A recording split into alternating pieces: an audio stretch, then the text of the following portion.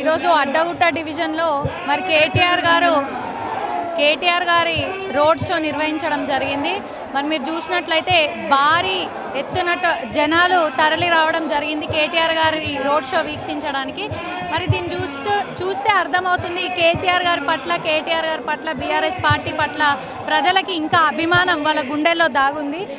Car గుర్తుకే వాళ్ళు ఓటేసి మళ్ళీ పద్మారావు గారిని బలపరచడానికి తయారుగా ఉన్నట్టు తెలుస్తుంది. అద్భుతమైనటువంటి రెస్పాన్స్ వస్తుంది. అన్ని వర్గాలకు చెందినటువంటి ప్రజలు బీఆర్ఎస్ పార్టీ వైపు చూస్తున్నారు. బీఆర్ఎస్ పార్టీ చేసినటువంటి మంచి పనులను, సంక్షేమ పథకాలను పొంది ఈరోజు నగరాన్ని కూడా అత్యద్భుతంగా అభివృద్ధి చేసినటువంటి కేసీఆర్ గారికి పట్టం కట్టడానికి సికింద్రాబాద్ పార్లమెంట్ సెగ్మెంట్ నియోజకవర్గ ప్రజలు. మాకు పోటీ ఎవ్వరు లేరు.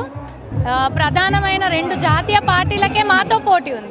సో పద్మారావు గారు ఉద్యమ కాలం నుంచి కేసీఆర్ గారితో ఉన్నటువంటి అనుబంధమే కానివ్వండి, ఆయన జంట నగరాలలో మొట్టమొదట టీఆర్ఎస్ పార్టీ జెండాని ఇక్కడ నాటిండ్రు. మరి 24 సంవత్సరాలుగా సికింద్రాబాద్ నియోజకవర్గ ప్రజలకి సుపరిచితుడుగా, వాళ్ళల్లో ఒకరిగా వాళ్ళకి సేవలు అందిస్తూ ఉన్నారు. మరి గడిచిన 10 సంవత్సరాలలో సికింద్రాబాద్ అసెంబ్లీ నియోజకవర్గాన్ని ఎంతో అద్భుతంగా ఆయన అభివృద్ధి చేయడం జరిగింది. కళ్ళకు కట్టినట్టుగా ఇక్కడ అభివృద్ధి జరుగుతుంది. మరియు ప్రజలందరూ ఆయన పాలనలో ఎంతో సుభిక్షంగా, సంతోషంగా ఉన్నారు. మరోసారి ఆయన గౌరవాన్ని పెంచుతూ ఎంపీ ఎన్నికల్లో కూడా ఆయనకు అవకాశం ఇవ్వడానికి, పద్మారావు గారికి ఓటు వేయడానికి ప్రజలందరూ మొగ్గు చూపుతున్నారని తెలియజేస్తున్నారు. అడ్డగుట్ట అంటేనే పజ్జన్న అడ్డ అంటారు. అంటే ఇక్కడ ఉన్నటువంటి మాస్ పబ్లిక్కి పద్మారావు గారు ఒక మాస్ లీడర్గా వాళ్ళతో అందరితో మమేకం అవుతూ ఒక మంచి పేరు తెచ్చుకున్నారు. ఇక్కడ ఉన్నటువంటి ప్రజలందరితో ఆయనకి అత్యంత సాన్నిహిత్యం ఉంది. ఒక కుటుంబ సభ్యుడిగా ఆయనని ఇక్కడ భావిస్తూ ఉంటారు. సో ఈ మాస్ పబ్లిక్తో ఎప్పుడు మాకు అడ్డగుట్ట నుంచే అత్యధిక మెజారిటీ వస్తుంది. అందుకే ఈ ప్రజలందరికీ ఆయన ఎప్పుడు ధన్యవాదాలు తెలియజేస్తారు. ఎందుకంటే ఆయన మాస్ లీడర్ కాబట్టి ఇక్కడ నుంచి మాస్ రెస్పాన్స్ వస్తుంది ఎప్పుడు అని. 2004 సంవత్సరంలో నగరంలో బీఆర్ఎస్ పార్టీ నుంచి అప్పట్లో టీఆర్ఎస్ నుంచి పద్మారావు గారు జెండా ఎగరేసి ఇక్కడ నుంచి గల్లీ నుంచి గెలిచిండు.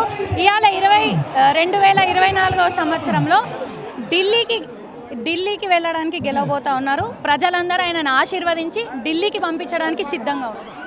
సికింద్రాబాద్ పార్లమెంట్ సెగ్మెంట్కి సంబంధించినటువంటి ప్రజలందరికీ నేను ఒకటే విన్నపించుకుంటున్నాను.